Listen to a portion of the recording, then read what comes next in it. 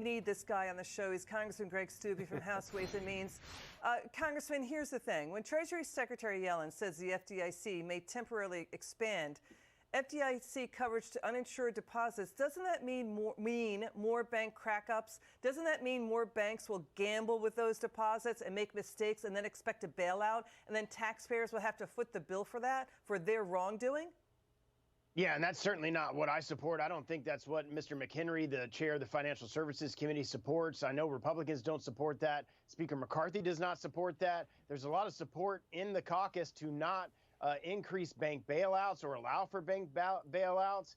This is a situation we don't need more regulation. We have plenty of regulation on banks. We have a situation where the regulators weren't doing their job for whatever reason. And I'm glad that Chair McHenry's bringing in these individuals to ask them why they weren't doing their job. The last thing that the American people think they should be doing is bailing out banks and Wall Street for making bad decisions. Yeah, so, the Treasury Secretary is saying we need to, backstop uninsured bank deposits, because if we don't, banks will collapse and cause everybody's banking fees to go up. Well, banks are going to crack up and collapse if they make wrong way bets. I mean, look at Silicon Valley Bank. They got a government rescue.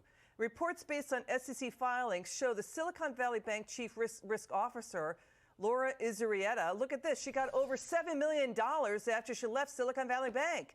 She oversaw that bond buying spree that left the bank vulnerable to a run of deposits, locked up the balance sheet with bad investments. And then after she left, they had no chief risk officer for 8 months. So it's Katie bar the door, roll the dice. Let's give the bill to the taxpayers?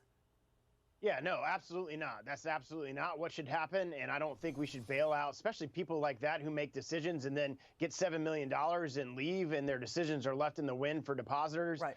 It should not be us bailing out, taxpayers bailing out bad decisions in banking decisions, just like any other business. There's not going to be support in the conference for that. I'm very happy that Chair McHenry is going to bring some of these people in, and we'll get some questions as to why the regulators at the Fed and otherwise weren't doing their job. Yeah, Congressman, I've been covering bank crises since the 80s.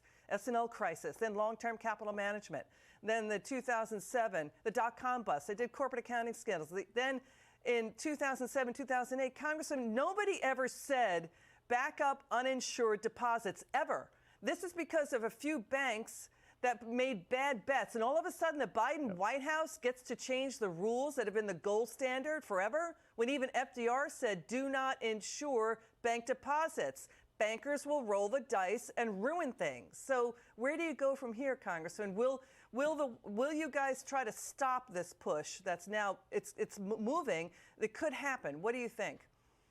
Well, we will, absolutely, in the House. And Chair McHenry, we were all together. The caucus was together in Orlando today, and he said he doesn't support bank bailouts. He didn't support it before. He doesn't support it now. That's the chairman of the Financial Services Committee. You're not going to see the Republicans support that at all. And what I find very interesting is Yellen herself got millions of dollars, $7 million in speaking fees before she's where she's at now from some of the banks that she's going to decide to bail out. The level of corruption in Washington is beyond the pale. Congressman Steube, thanks for joining us.